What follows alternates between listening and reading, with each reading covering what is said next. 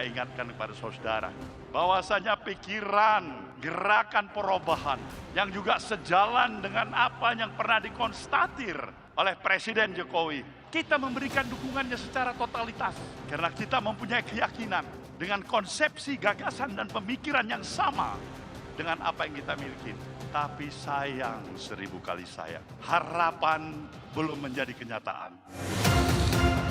Penyelesaian BTS itu harus diutamakan. Penyelesaian hukum silahkan berjalan, kita hormati proses hukum, tetapi penyelesaian BTS-nya juga harus tetap berjalan. Jangan sampai ada peristiwa hukum, BTS-nya juga terbengkalai. Ini yang saya nggak mau. Jadi reshuffle kabinet seperti juga pembentukan kabinet adalah sepenuhnya hak prerogatif Presiden. Jadi bagi kami apa yang terjadi hari ini, penggantian Menko Info sesuatu yang biasa.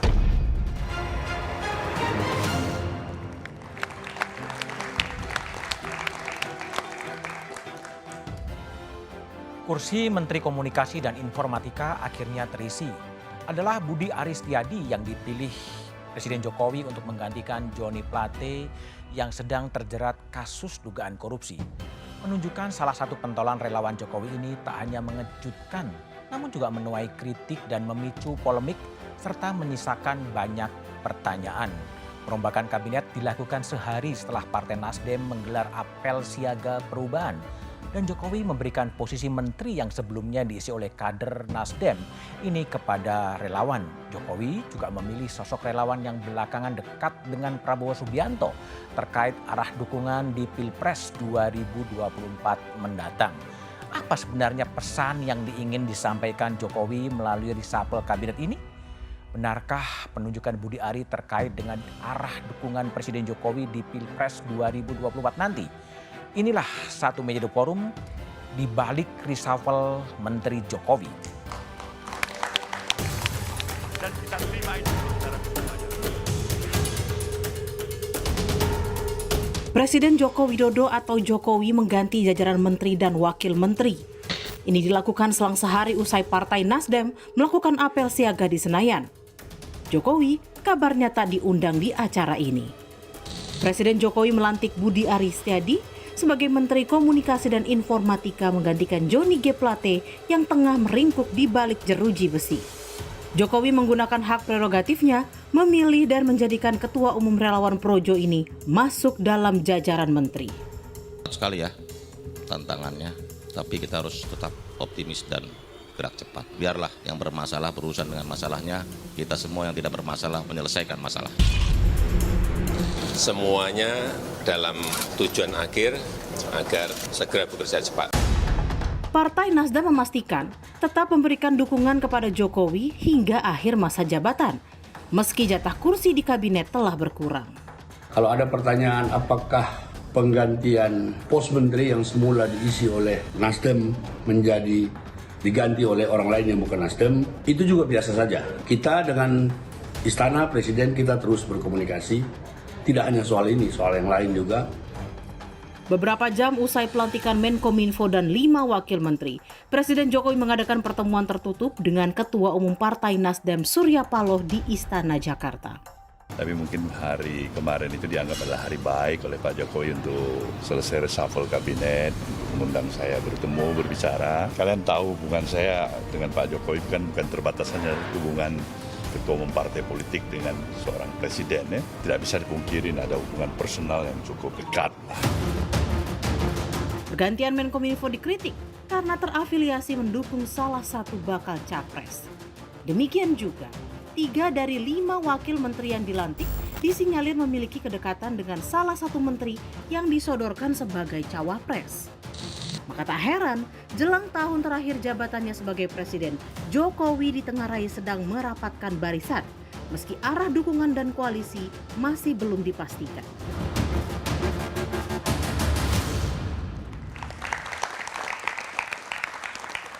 Di balik reshuffle Menteri Jokowi adalah tema satu meja The Forum malam ini. Telah hadir sejumlah narasumber di studio. Di ujung sebelah kanan ada Aminuddin Ma'ruf, staf khusus Presiden. Malam, Mas Amin. Mas. Di sebelah kanan saya ada Ketua DPP PDI Perjuangan, Mas Nusirwan Sujono. Malam, Mas Nusirwan. Di sebelah kiri saya ada Willy Aditya, Ketua DPP Partai Nasdem. Malam, Willy. Dan ada pengamat politik Burhanuddin Muhtadi. Malam, Bang Burhan. Willy, saya ingin tanya dulu ya.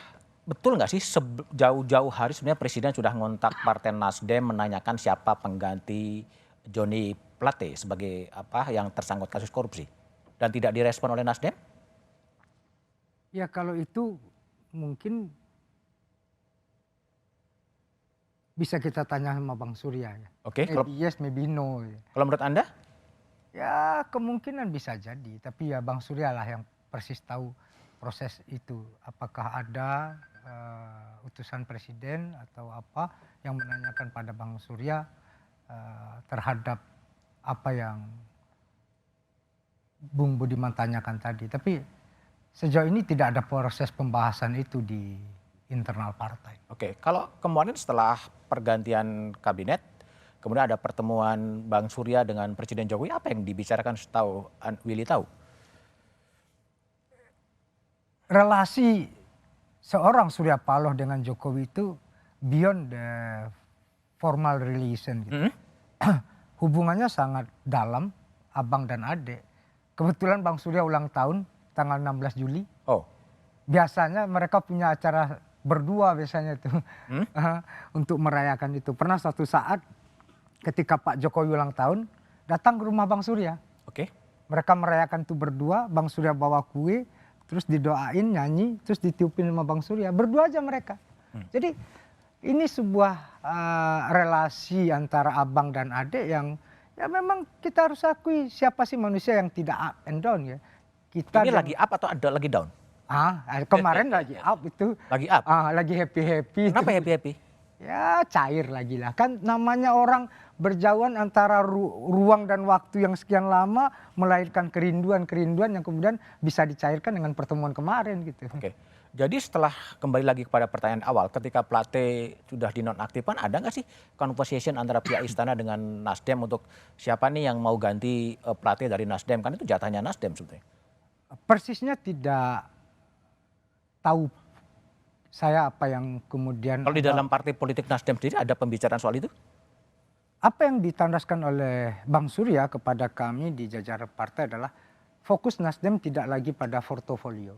Tidak lagi pada portofolio. Tidak lagi pada portofolio, tapi bagaimana komitmen menyelesaikan koalisi ini sampai selesai. Jadi apa hikmah yang bisa kita ambil dari proses ini juga probability abuse of power dari Nasdem itu juga jadi semakin kecil. Betul nggak sih Bang Willy ketika kemudian di internal DPP Partai Nasdem kemudian mengutus Mbak Siti Nurbaya gitu sebagai kader Nasdem dan juga menteri untuk bertemu presiden menanyakan sebenarnya mau gimana sih antara presiden dengan Nasdem ini? Enggak, itu suatu hal yang berbeda ya. Komunikasi Bu Siti dengan presiden itu lebih kepada komunikasi antara pembantu presiden dengan presiden sendiri, bukan dalam konteks kepartaian. Jadi dua hal yang berbeda. Berbeda ya? Kalau bicara kepartaian langsung Bang Surya yang berbicara dengan Presiden Jokowi, itu tidak ada hal yang kemudian didelegasikan. Sejauh ini kultur itu yang selalu dibangun bahwasanya trust building yang selama ini terjadi, komunikasi itu terjadi ya antara seorang Surya Paloh dengan Presiden Jokowi, bagaimana mereka punya kedekatan yang benar-benar unik gitu ya. Nggak bisa dicerna secara normatif 2 tambah 2 4, 2 kali 2 4 tidak bisa ya. Ini kadang-kadang melambung, kadang-kadang begini gitu ya. Ini yang kemudian romantika dan dialektika yang kemudian terjadi ya. Tapi apapun itu, bagaimana pertemuan itu harus kita lihat ini adalah sebuah sikap yang sangat dewasa dari mereka berdua mempertontonkan perbedaan sebuah keniscayaan dan kemudian ini membuat realitas politik kita panas-panas ngadem. Itulah Nasdem. Baik, baik. Mas Amin, ini ada sesuatu yang di luar pakem Presiden Jokowi ya. Biasanya kan rombak kabinet atau pengumuman kabinet itu pada hari Rabu ya, biasanya. Nah sekarang Senin sehari setelah apel perubahan Partai Nasdem. Ada sesuatu yang khusus di sini sebagai staf khusus Presiden? Biasa saja menurut saya. Biasa saja? Ya, karena apapun itu penunjukan atau pemberhentian seorang menteri sebagai pembantu presiden itu merupakan wewenang penuh dari presiden sebagai pengguna tools dari kementerian ya. Mengenai momentum, hari dan sebagainya, saya kira itu sesuatu yang berbeda. Nasdem sebagai partai politik punya agenda-agenda politik internal, dan Presiden sebagai kepala pemerintahan, kepala negara juga punya agenda-agenda internal di dalam pemerintahan dan pelaksanaan program-program pemerintahan. Itu kan 2 bulan kosong ya sejak Johnny Plate dinonaktifkan Mei, baru kemudian terjawab sehari setelah apel siaga perubahan. Ada pesan khusus yang mau disampaikan Presiden dengan momentum pengumuman penggantian Johnny Plate? Saya kira itu seperti biasa karena bukan kali ini saja. Saya pikir seorang menteri kemudian kebetulan terkena kasus hukum dan kemudian Presiden dengan normatif menunjuk Pak Menko Polhukam, Pak Mahfud sebagai PLT pelaksana untuk apa? Untuk memastikan kerja-kerja pemerintahan di Kementerian Komunikasi dan Informatika itu berjalan, pelayanan-pelayanan publik, pelayanan-pelayanan masyarakat itu tetap berjalan. Sudah jelas disampaikan bahwa kasus hukum, biarkan proses hukum berjalan, tapi kerja-kerja kementerian, kerja-kerja program pemerintahan harus tetap berjalan. Nah, Pak Mahfud di situ memastikan, memapping apa saja masalahnya dan apa saja yang menjadi kendala dalam Kementerian Komunikasi dan Informatika. Selama 2 bulan Pak Mahfud melaporkan perkembangan masalahnya seperti apa dan program-program prioritas di Kementerian Informasi Kominfo itu seperti apa, selalu melapor ke Presiden dan Senin kemarin baru ditunjuk pengganti Pak Johnny Plate yaitu Mas. Dari Rebo ke Senin juga nggak ada sesuatu yang istimewa ya kalau menurut Amin ya? Pak Jokowi sebagai seorang pemimpin yang punya dasar dan berkarakter, mempunyai kepemimpinan yang punya kultur kuat, terutama kultur Jawa, saya pikir punya cara tersendiri.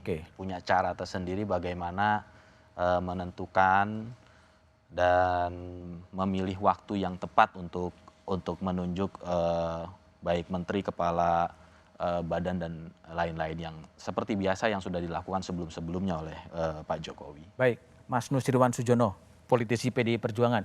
Mas Nus, kemudian jatah menteri yang kosong dari Kominfo, dari Partai Nasdem kemudian dialihkan kepada Ketua Umum Projo yang afiliasi politiknya kemudian menuju kepada Pak Prabowo Subianto. Apa yang dibaca oleh Mas Nus? Biasa saja, tidak apa-apa. Jadi dan itu sekaligus juga menjawab selama ini ada istilah yang dimaknai tidak tepat dan itu menjadi alat cara untuk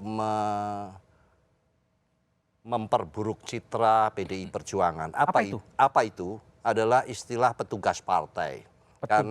Karena selama ini dimaknainya, dipahaminya dengan salah. Maka berkaitan dengan pertanyaan tadi, tampak bahwa itu sebetulnya juga tidak ada. Itu apakah terbaca? Itu adalah sebuah arahan, sebuah bentuk proses yang sudah dikomunikasikan lama juga tidak demikian. Ini adalah penuh merupakan sebuah evaluasi, merupakan sebuah perhitungan-perhitungan sebelum hak prerogatif presiden itu dilakukan, itu penuh dilakukan sendiri oleh presiden. Tidak ada komunikasi dengan PDI Perjuangan juga? Komunikasi tentu ada, komunikasi mohon maaf kalau level-level seperti itu Ibu dengan Pak Jokowi ada mekanisme yang biasa dilakukan yang kami tentu tidak bisa menyampaikan hal ini di publik ya. Nah, tapi ada ya komunikasinya? Itu tentu ada, tapi pada tingkatan sampai kepada diambil dari mana, kemudian siapa, itu kan tentu itu sudah pada ranah yang demikian teknis dan detail. Oke. Jadi inilah tadi saya katakan di mana itu istilah tersebut selalu menjadi digunakan untuk menyudutkan, untuk memberikan kesan tidak baik bahwa ada amanah yang disebut dengan petugas partai, dan itu menjadi tidak nyaman bagi baik yang diberi penugasan maupun yang dari sisi partainya juga. Baik. Dan ini adalah sebuah proses di mana itu terbukti tidak ada. Dan itu dilakukan sudah kesekian kalinya. Baik. 8 kali pergantian kira-kira demikian. Jadi banyak publik juga bertanya-tanya ya, 1 hari setelah apel siaga ada pidato dari Surya Paloh, kemudian Presiden melaksanakan reshuffle. Maknanya seperti apa? Jawabannya setelah jeda berikut ini.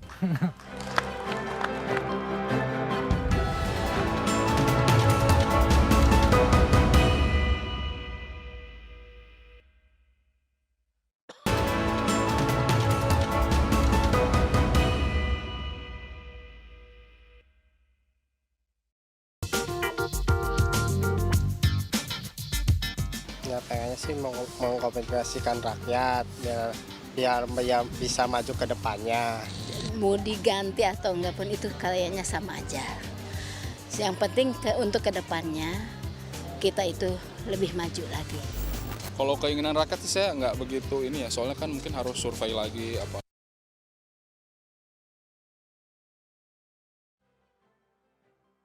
Kayak survei itulah. Saya rasa Pak Jokowi sudah memikirkan ya apa-apa yang akan dipikirkan, apa yang dilakukan oleh beliau gitu kan, karena saya lihat beliau itu sangat sekali concern terhadap pembangunan di Indonesia. Saya rasa pertimbangan Pak Presiden mereshuffle kabinet-kabinetnya mungkin sudah melewati pertimbangan yang matang ya, dan itu mungkin ada kekurangan di kabinet sebelumnya sehingga mereshuffle kembali. Seharusnya sih sudah sesuai ekspektasi masyarakat ya, karena kan Pak Jokowi tahu tuh kinerja menteri-menteri sebelumnya, makanya ada perubahan. Tapi kalau ngelihat background-nya dari Menteri Komunikasi sekarang kan memang di bidang di bidang media ya, kita sih harapannya dari masyarakat Indonesia itu bisa berjalan baik ya, dan bisa melanjutkan program-program yang sebelumnya. Burhanuddin Muhtadi, Mas Burhan, ini sehari setelah deklarasi apel siaga perubahan, kemudian diumumkanlah pergantian menteri. Ini sesuatu yang kebetulan atau ada pesan yang mau disampaikan sebenarnya? Ya, menurut saya bisa dibaca ada pesan politik yang disampaikan oleh Presiden Jokowi, dilihat dari sisi timing. Meskipun sebenarnya dari sisi kebutuhan sudah 2 bulan. 2 bulan kosong. Kursi Kominfo itu kosong. Jadi sebenarnya anytime Presiden Jokowi bisa mengumumkan, bahkan sebelum apel siaga perubahan sekalipun. Ya. Tetapi mengapa di hari Senin? Ya menurut saya mungkin Presiden Jokowi punya maksud tertentu. Tapi kira-kira apa, Mas? Ya mungkin bagian dari TikTok ya, dengan apa yang kemarin disampaikan di apel siaga perubahan. Tetapi buat saya kan itu terlalu spekulatif ya. Karena faktanya setelah itu kan ada pertemuan lagi antara Presiden Jokowi dengan Bang Surya Paloh. Sesuatu yang menurut saya sangat mahal ya pertemuan tersebut. Bayangkan selama berbulan-bulan, terutama pasca deklarasi Anies sebagai capres oleh Nasdem, itu terjadi semacam panas dingin hubungan antara kedua tokoh yang sebelumnya sangat dekat, tetapi ada pertemuan keduanya, dan pertemuan tersebut kalau kita baca dari wajah Bung Surya setelah ketemu dengan media dan dengan Presiden Jokowi, itu wajahnya berbinar-binar sekali. Berbinar-binar itu Anda baca sebagai panggung depan atau panggung belakang? Menurut saya apa yang disampaikan Bang Surya di depan media pasca pertemuan tersebut menunjukkan suasana hati pasca pertemuan. Jadi lagi-lagi kalau kita baca politik jangan semata-mata apa yang tersurat, tapi apa yang tersirat, termasuk dari air muka Bang Surya, termasuk ketika menanyakan atau memberitahukan soal pertemuan tersebut kepada media berkaitan dengan pertanyaan Presiden Jokowi soal cawapres Mas Anies. Itu kan senyuman Bang Surya penuh makna itu. jadi menurut saya itu menarik ya. Satu sisi ada hal yang di luar pakem, yaitu menteri yang diganti tidak diganti dari Nasdem, dari partai yang sama. Biasanya kalaupun toh ada menteri yang diganti, penggantinya baik untuk pos yang sama atau untuk kementerian yang lain itu dikonsultasikan dengan ketua umum dari partai yang bersangkutan. Dan ini terjadi misalnya dalam kasus pergantian wakil menteri agama dengan partai Tauhid ya, yang diusulkan oleh P3, penggantinya Saiful Rahman dari P3. Tapi itu tidak terjadi dalam kasus Kominfo. Nah, buat saya ini sesuatu yang kira-kira ingin disampaikan oleh Presiden Jokowi, mungkin gitu ya, selain dari kasus hukum yang sedang menyangkut ya Pak Joni Plate, menteri sebelumnya, ada hal lain yang ingin disampaikan, yaitu semacam sentilan kecil gitu ya. Sentilan kecil, Willy, sentilan kecil. Apa juga sentilan kecil kemudian diselesaikan dengan pertemuan Bang Surya dengan Presiden Jokowi? Kalau sentilan aja biasa aja. Biasa? Lalu karena apa? Yang paling penting di dalam pidato apel siaga itu kali kesekian Bang Surya menyampaikan lebih baik tamparan seorang sahabat daripada ciuman seorang pengkhianat. Maksudnya apa tuh sebenarnya? Maksudnya adalah ini kan siapa yang bersama-sama di dalam saat suka dan duka itu menjadi satu hal yang lebih penting. Apa yang terjadi itu kita katakan secara objektif ketimbang ada hal yang kemudian mantap bos, siap bos, maju bos gitu. Itu kan satu hal yang kemudian membuat ini tidak jadi lagi objektif gitu. Nah, kalau sentilan presiden, jangankan sentilan presiden gitu ya. Yang lebih parah atau pahit dari itu kita terima. Kenapa? Ini kan basicnya adalah ketulusan untuk berhubungan. Ini kan bukan Nasdem diganti, apakah Nasdem childish, apakah Nasdem mencak-mencak? Tidak. Kenapa? Termasuk diganti bukan dari Nasdem, diganti ketua umum relawan. relawan. Itu menunjukkan Bung Budiman bahwasanya level politik Nasdem itu bukan pada level yang cetek, gitu. Bukan level yang rata-rata air gitu ya. Ini beyond kok. Relasi sama Presiden Jokowi itu adalah sebuah relasi bagaimana komitmennya menjaga stabilitas politik. Jadi ini bukan, kalau bahasa Bung Budiman, bukan ciak pelencing ini kan. Bukan cabut begitu saja, enggak gitu. Ini ada obligasi di sana, ada kemudian komitmen di sana. Ini yang kemudian harus diperlihatkan bahwasanya politik tidak semata-mata bicara power sharing. Oke. Tapi ada virtue di sana. Ada nilai. Tapi pertanyaan seketika Bang Surya ketemu dengan Presiden dan kemudian ditanyakan tadi siapa bakal calon wakil Presiden Anies, dibicarakan nggak sih soal pencapaian Anies sendiri? Lah, kalau kan tentu ada porsi-porsinya ya. Satu hal yang kemudian ya mungkin kalau kita lihat ke belakang gitu ya. Dari dua orang sohiban ini mungkin mereka memiliki kekecewaan satu dan lain halnya. Kekecewaan? Gitu. Ya satu dan lain halnya mungkin. Ya kita nggak tahu lah apa yang sebenarnya terjadi gitu ya. Bagaimana misalnya ya toh tanya gitu ya. Gimana Bang, siapa wakilnya Anies? Wah, Bang Surya pun loncat gitu. Loncat? Iya, Presiden tanya gitu kan. Ya nanti kita tanya Anies, kita udah sepakat. Anies sendiri yang menentukannya. Nanti abang tanya juga sama Anies gitu ya. Nah itu kan personal communication, personal relation itu di atas segala-galanya. Itu tidak ada hal yang ditutup-tutupi, tidak ada sungkan gitu. Ini kan berbeda lah dengan ketua umum lainnya. Ini kan cuma level Bang Surya sama Bu Mega yang bisa begini-begini itu kan. Ini kan benar-benar suatu hal yang selama ini tempat curhatan, tempat ngobrol bersama-sama gitu. Ini bukan relasi antara partai koalisi yang disubordinasi dengan pemerintahan, tidak gitu ya. Tapi bagaimana kawan seiring dan kawan seperjuangan yang selama ini sama-sama mikir ini bangsa ini mau kemana? Oke. Penak nih piye toh gitu. Itu. Ya. Mas Amin, jadi kembali pertanyaannya, dengan ditunjuknya Mas Budi Aris Setiadi, Ketua Umum Projo menjadi menteri, dan tadi arahannya adalah Projo sudah mendekat ke Prabowo. Ada pesan lain nggak sih sebetulnya dari sekjen partai kemudian ke relawan gitu? Pilihan Presiden Jokowi? Pesannya jelas, bagaimana kementerian itu bekerja cepat menyelesaikan program-program yang tertunda selama 2 bulan karena tidak ada kepemimpinan definitif di kementerian itu, karena hanya diisi oleh PLT Pak Mahfud.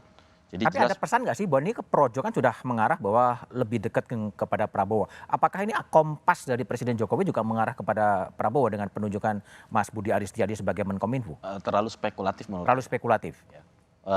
pesan Presiden jelas bahwa kementerian ini harus segera bekerja dengan cepat, menyelesaikan program BTS tadi disampaikan oleh Presiden, biarkan hukum berjalan sesuai hukum, tapi program-program prioritas dari kementerian tidak boleh terbengkalai karena itu menyangkut kepentingan rakyat. Jadi sama sekali ini ya memang itu prerogatif Presiden, siapa yang mau ditunjuk ya terserah kepada Presiden ya? Iya, sekali lagi kalau kita semuanya menyadari, tadi juga disampaikan oleh Bang Willy bahwa Nasdem juga tidak masalah kalau pengganti Pak Joni Plate bukan dari Nasdem, artinya kita semua di sini menghargai itu adalah hak prerogatif Presiden dan Presiden menggunakan itu. Oke, jadi sebetulnya dalam kabinet yang ada sekarang yang kurang 1,5 tahun memang jatah dari Partai Nasdem itu berkurang dari 3 menjadi 2. Apakah ini dampak dari perbedaan pilihan politik? Jawabannya setelah jeda berikut ini.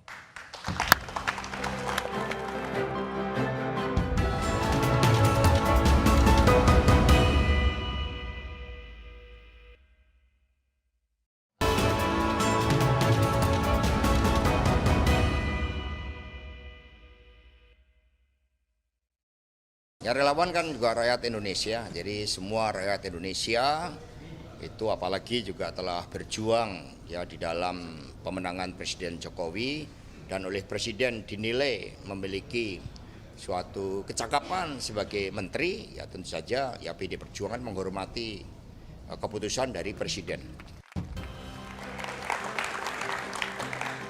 Masih bersama saya Budiman Tanurjo di satu meja The Forum, Burhanuddin Muhtadi. Jadi Bung Burhan, kursi Nasdem dari 3 menjadi 2, Presiden kemudian menunjuk Budi Ari sebagai Ketua Umum Projo, sebagai Menkominfo. Ini sebenarnya dan preferensinya kepada Pak Prabowo, Projonya. Bacaan politik Anda seperti itu atau punya konsekuensi pilihan politik berbeda? Ya pertama, menteri itu political appointee, posisi politik. Dan karenanya mereka yang mendapatkan posisi itu, baik mendapatkan atau diganti, itu juga pertimbangan utamanya ya politik. Bahwa misalnya ada urusan kinerja biasanya menyertai itu, overlap tuh dengan pertimbangan politik. Karena kalau misalnya pertimbangannya kinerja semata, kan beberapa menteri yang lain juga kinerjanya underperform ya, tetapi tidak diganti. Karena tadi ada backup politik, entah itu misalnya sokongan dari partai atau dari pertimbangan yang lain. Jadi menurut saya berkurangnya jatah Nasdem dari 3 menjadi 2, ya faktor politik. Faktor politik. Karena Nasdem mencapreskan calon presiden yang dianggap keluar dari radar istana. Nah itu yang pertama ya. Bahwa misalnya ada hal lain, misalnya kasus hukum atau kinerja, nah itu hanya menambah alasan atau kriteria politik tadi. Kebetulan untuk kasus Nasdem, ya itu ada kasus hukum yang melibatkan Pak Joni Plate. Tapi kalau misalnya masih baik hubungannya, penggantinya kan dari Nasdem, bukan dari Projo gitu ya. Oke, tapi gini, kalau kemudian konstruksinya adalah yang ditunjuk adalah Ketua Umum Projo, yang Projo sudah menunjukkan kedekatannya dengan Prabowo Subianto, apakah ini juga bisa dibaca bahwa arah dukungan dari Presiden Jokowi adalah kepada Pak Prabowo Subianto? Satu sisi kita bisa membacanya demikian, meskipun Pak Jokowi tetap tidak menghilangkan karakter balancingnya itu. Jangan lupa, Wamen Kominfo itu adalah korban rezim Orde Baru dan punya preferensi ke Ganjar, Mas Nezar Patria ya, menurut banyak orang. Gitu. Jadi itu seperti saling mengawasi kan dalam satu kementerian. Dan saya melihat yang lain yang menurut saya menarik untuk kita bahas adalah karakter Pak Jokowi selain balancing tadi adalah ini istilahnya Sun Tzu ya, keep your friend close but your enemy closer ya. Jadi kawan-kawan seiringnya itu tetap dijaga dekat, tetapi rivalnya, mantan rivalnya diajak lebih dekat lagi. Coba lihat orang seperti misalnya Jan Farid ya. Jan Farid itu dulu ketua umum P3 yang tidak direstui oleh pemerintahan Pak Jokowi, ditarik masuk. Kemudian Rosan meskipun dia seorang profesional, tapi jangan lupa 2014 adalah bendahara Prabowo Hatta. Jadi makin mungkin buat Pak Jokowi jangankan pendukungnya, wong Pak Prabowo sama Sandi aja udah masuk ke dalam pemerintahan. Jadi ini karakter Pak Jokowi ya yang politik mungkin akomodatif. mungkin juga menjelaskan mengapa Nasdem tidak semuanya dibuang kan, masih ada 2 yang tetap dijaga untuk menjaga balancing of power. Mas Nus, jadi kalau Pak Jokowi kan juga kader dari PDI Perjuangan, ketika yang dipilih kemudian adalah Ketua Umum Projo yang condong kepada Pak Prabowo, apakah memang PDIP juga membaca arah dukungannya adalah kepada Pak Prabowo? Jadi berkaitan dengan bicara reshuffle, sebelum reshuffle dilakukan, hak prerogatifnya itu dijalankan. Jangan lupa, ini presiden. Presiden itu memiliki semua perangkat untuk melakukan evaluasi, melakukan analisa terhadap baik itu lembaga pemerintah, partai politik, kondisi ekonomi, itu semua dengan mudah dan memiliki hak untuk dimonitor.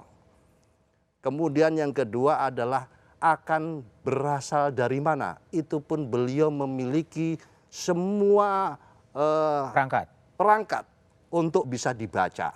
Kalau itu berasal dari partai politik, tentunya beliau pun memiliki data yang sangat akurat. Yang cocok ini dari sebelah mana dan kekuatannya seperti apa. Itu sebelum mengambil keputusan, sebelum hak prerogatifnya itu dijalankan. Maka pada saat menetapkan, itu tentu ada strategi, yaitu strategi yang tahu adalah Pak Jokowi sendiri.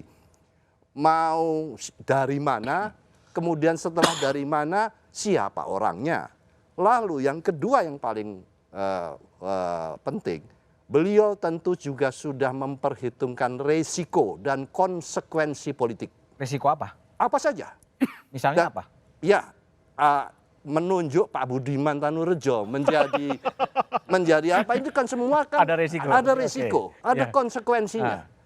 Jadi dan juga risiko itu tentu saya berkeyakinan beliau sudah memperhitungkan itu. Jadi sama dengan sebuah kesebelasan, ada manajernya. Kenapa yang dipasang itu di penyerang tengah Pak Budiman? Kok bukan Pak Burhan? Ya karena Pak Burhan ini lebih jagoan. Saya akan menyimpan orang yang baik dan sayang ini, jangan dulu dipasang, nanti di tackling di tengah jalan kan repot nanti. Nah, jadi itu semua strategi maupun apa yang menjadi pemikiran itu dilengkapi dengan berbagai analisa dan evaluasi.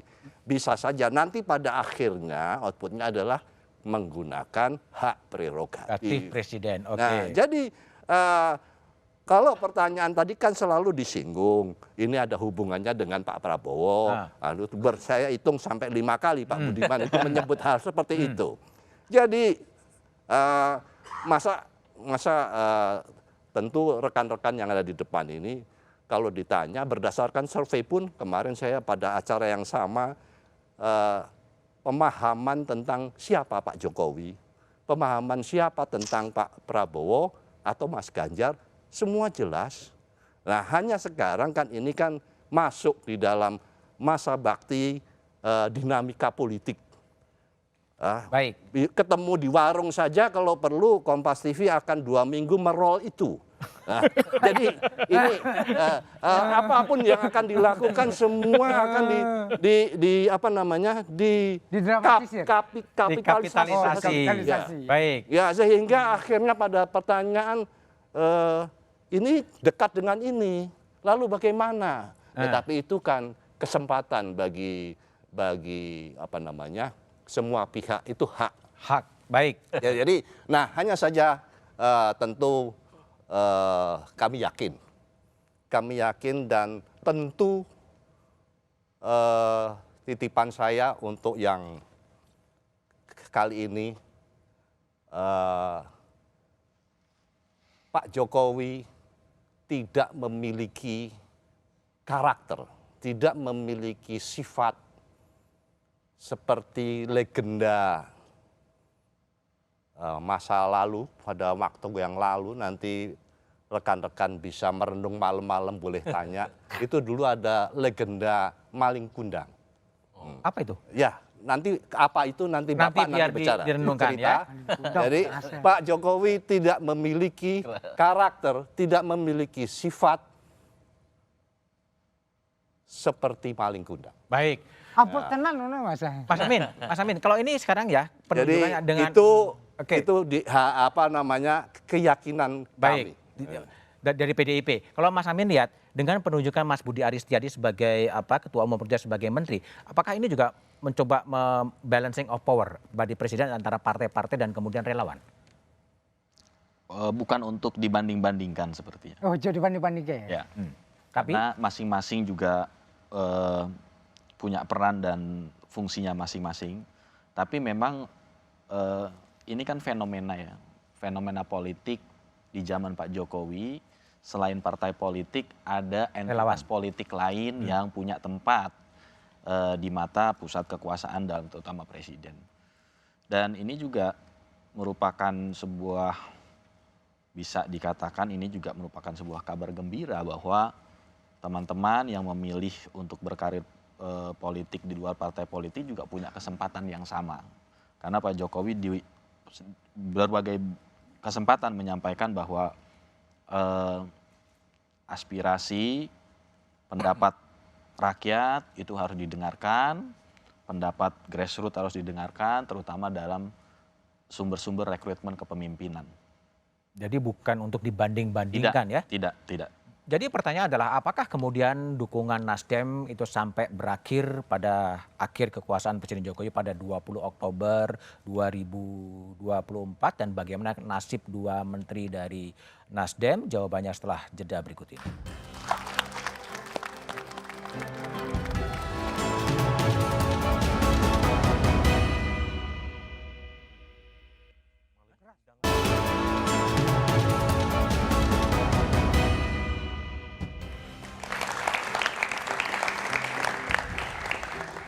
Masih bersama saya Budiman Tanurjo di satu meja The Forum. Mas Willy Aditya dari 3 menteri kemudian menjadi 2 menteri digantikan oleh relawan.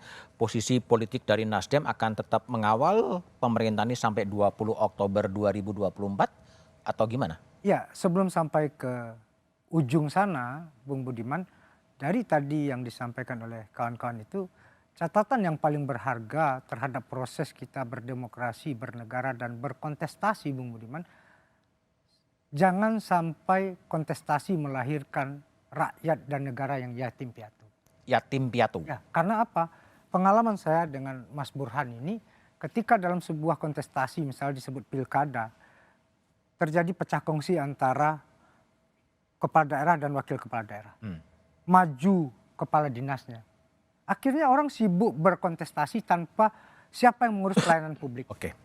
Ini hal yang mahal sekali, apalagi ketua umumnya, apalagi relawannya, apalagi menteri-menteri ini. Nah, siapa yang akan mengurus rakyat? Nah, Nasdem berdiri atas dasar konsentrasi itu. Bagaimana urusan negara, keselamatan negara dan bangsa, keselamatan pelayanan publik dan keselamatan rakyat di atas segala-galanya kontestasi ini. Itu yang pertama. Yang kedua adalah di sanalah totalitas tanpa batas Partai Nasdem ini kepada Jokowi. Bagaimana maju mundurnya Jokowi adalah maju mundurnya Nasdem karena Jokowi jilid 1, Jokowi jilid 2 itu lahir dari gondang dia. Di sanalah tangan mencincang bahu memikul. Maju mundurnya Jokowi, maju mundurnya Nasdem. Dari 3 jadi 2, seterusnya akan seperti apa? Kita tetap sami'na wa ata'na. Sampai 20 Oktober 2024. Ya, itulah komitmen politik Partai Nasdem. Mas Nus, jadi kalau PDIP sebagai partai yang pengusung dan pendukung pemerintahan Presiden Jokowi, apakah selama ini memang sudah cukup Presiden Jokowi mendengar suara-suara dari PDI Perjuangan untuk menjalankan pemerintahan ke depan? Tentu ukurannya adalah karena kami ini kan PDI Perjuangan itu partai ideologis, partai terbuka.